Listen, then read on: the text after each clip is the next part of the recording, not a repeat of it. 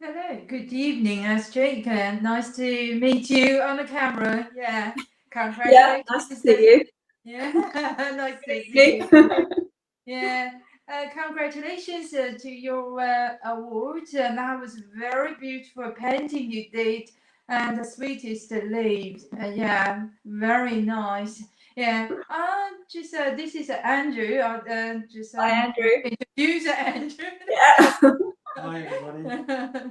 Yeah, yeah. thank you. Like we can see, there's a beautiful painting in front of us. Really nice. And can you tell us a bit more about how you inspired to paint this beautiful painting, please? Sure. Yeah, thank you. Yeah, so first of all, I'd like to say thank you very much for my award, and thank you to the Society, and thank you so much for your generous, very generous gift. Um, so yeah, I'll just tell you a little bit about the painting. So it's really, I think the sort of inspiration is really part of a bigger picture, sort of that came out of the lockdown situation that we've been in. I think initially I was finding it quite difficult to get into my workshop, and so I spent lots of time in my garden and I don't know, dithering around and thinking I'm going to produce lots of vegetables, lots of flowers, and and the weather was so amazing. And then bit by bit, I just thought, I'm really struggling to work here. And I found, looking online, a wonderful sort of a free week of painting and inspiration, which sort of set me off on this new sort of path. And then I followed that up with a 10-week course online, which I never normally would do, but I think with everything being cancelled and nothing happening, open studios had gone, all the exhibitions had gone, and you sort of felt like there really wasn't a great aim. So this course was very helpful because it helped me sort of to reflect really on what it was that interested me, what I loved drawing. And so interestingly, the animals are something that I've always done. Sort of when I was at art college, I studied ceramics as a degree. And I used to do animals drawings, and I would be at London Zoo painting the animals and drawing all the time. And my degree show was full of pots that had animals on them, sort of rhinos and zebras and all sorts of things. So that's something that's always been there. And I think I sort of put it to one side. I think at some point I must have decided, oh, I've done that, let's get serious now. And so yes, it's something that's always been there. And I think in the back of my mind, I wanted to do more narrative paintings. And so all of these strands kind of came together, yes, sort of over this time. And these animals have been re-emerging. And yeah, they've sort of got I think particularly goats, because I think they have this, they've got this really naughty, sort of mischievous quality about them, which appeals to me. So I think that's where they came from. And yes, I'm wanting to do more narrative. And now, sort of since this painting, I'm starting to find figures are coming into the paintings as well as the animals, which I really like, because I think there's a connection between them all, and there's the sort of interaction as well, which I'm finding really appealing. And it's, I'm just really enjoying producing the work. I'm loving being in my workshop, and I tend to work on a series. So I don't set out with any intention. I don't sort of think, I don't sort of sort out the compositions beforehand. I paint freely across a few pieces, and then as they evolve, I start to sort of pull things out and maybe put figures in and push them back. And yeah, so it's quite a playful, way of working, I think. Yeah. Inspirational. Yeah.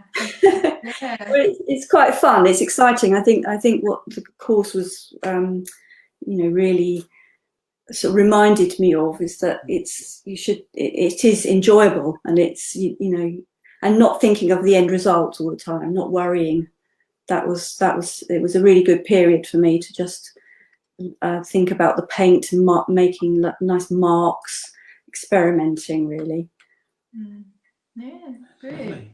Yeah. Have you got some goats in your garden now? Fortunately not, because they're very destructive. And one of the other interests that I've had, so the last few years I've done a lot of paintings on local allotments. I love the allotments and the sort of environments, but yeah, I don't think you'd want goats on your allotment. Somehow. So chickens are okay. I think lots of people seem to keep chickens on the allotments, but no, not goats. Yeah, great. Yeah. So what you have been busy doing since this exhibition, you know? Yeah, well, continuing on in this theme, so I've done lots and lots of goats things. It just goes on, and chickens and people, and but I've been experimenting with the prize that you gave me, the beautiful watercolor set. So I think we've got a little image somewhere. I've just been sort of playing around. So this is just a small watercolor. Yeah, so they're beautiful pigments. I'm really enjoying the paints. Yeah, they're lovely. Yeah. Okay. Yeah. That's good. That's very good. So also you have produced a few paintings with the new watercolor you've been using, and that was all posted on Instagram. You got quite a lot of people liked your painting, and it's good to see. So yeah, just. Perhaps you could tell us a little bit more about your progress on the recent project you're working on.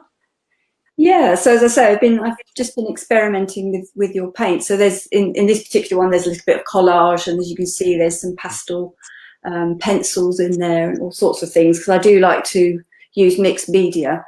So yeah, I've been continuing in that vein really. At the moment, I'm working quite small, so this piece is very small. I'm finding that helps me to look at the compositions, and there's so much to deal with in terms of contrast and the compositions that I'm tending to work quite small. But I'm hoping I'm going to get bigger and bigger. I have plans, but you know, we'll take it step by step. Yeah, it's good. Yeah. Because I'm glad you found that they were sort of like nice to paint with.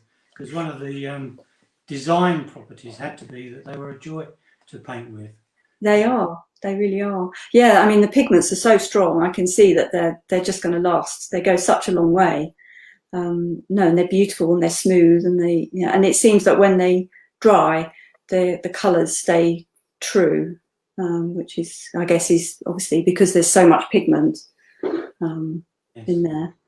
But yeah, no, they're delightful. Thank you. You're welcome. Yeah, we were looking forward to see more paintings from you and more creative paintings from you, and you know, like looking at your other works, and that's and you're talking about the watercolor mediums, and that would you mentioned that help you to make your paintings more creative, and yes, so Yes. yeah, we can just show you a few bits about, you know, the watercolor mediums, and what they can help you to create your own paintings and make them more unique. So Yeah. this the impasto gels watercolor medium, and that's sort of a completely mixable with the watercolors. So you can actually mix with watercolors, or can you go to samples and to show? Yeah, it's probably very difficult to see. Yeah, but, I think it might be just not easy to see. It's just give a 3D type of effect on your painting. So I couldn't, you know, sort of like looking at your painting at the moment, the Sweetest Leaves, and you know, if you sort of want to put some like a 3D, maybe the leaves or texture into your paintings, so that's something you could consider in the future. Yeah. Yeah, and also, you know, like perhaps collage mediums, and that could fix things, different textures and or different materials to your painting, and then that could be painted on the top with the watercolors, which is just quite different and creative. One we done earlier. This is sort of a amazing, so vibrant. It's aluminium foil on the bottom there. Oh, on foil. Gosh, I've never thought about doing that. That's quite quite out there. It's something you're interested in nowadays. I'm just showing you a few samples. Another one was very sort of creative, and it's a iridescent pigment. Iridescent pigment is sort of like could change color on painting. Well, light change from different angles, and the color actually change it depends the viewing angle changes. Those are iridescent pigments, and they are pigments, so they different to the ones like people see, like a glitter type of things. And these ones they can mix with watercolors, and they sort of like light fastness, so they would not fade under the sun, or it's just a few things, and to showing you, and they sort of can be used in watercolors and make your paintings more creative. Right, yes. just to try and inspire endless possibilities. Yeah. Who knew? No, that's fantastic. I shall be heading your way, I think, for some more products that I can try out. It's fascinating. I mean, I really love using different materials. I mean, I'm always experimenting with different things. I'm in sort of life drawing as well. Another area where I like to use all sorts of materials. So yeah, that's all. I shall be coming your way for some mediums. Excellent. Well, we're just looking forward to seeing your paintings. Thank you very much. If you want to just email us, I mean, we've got a sort of like a brochure that sort of like sort of goes through the mediums and things and what they are. And we can easily send it to you in the society. Fantastic. There's no rules except the ones to be broken, I think. Well, absolutely. All for breaking the rules. I think this is where I'm sort of, in tune with my goats. It's the rule breaking. Yeah, absolutely. So, what's your plan from now? To do more paintings and yes, to carry on. I think, as I say, I want to start sort of maybe doing larger work, but at the moment, I mean, I will, I shall move on to other animals. I've been doing some chickens and things, but I'm really just loving the sort of bringing figures into it as well, and just concentrating on the sort of narrative style and something a bit more dreamlike, maybe figures floating around. I don't know. It's just been so freeing to have this period of time to not worry, I think, about producing work. We always have these stresses and, I've got to get ready, for open studios or this exhibition or that exhibition. And really, I think just to not have to worry about that and just to enjoy, and even if you make lots of really unattractive paintings, it really doesn't matter. It's like, I don't know, somehow you just keep going. And I think once you do that, you then get the confidence to... Yeah. Well, we're following you. Yeah.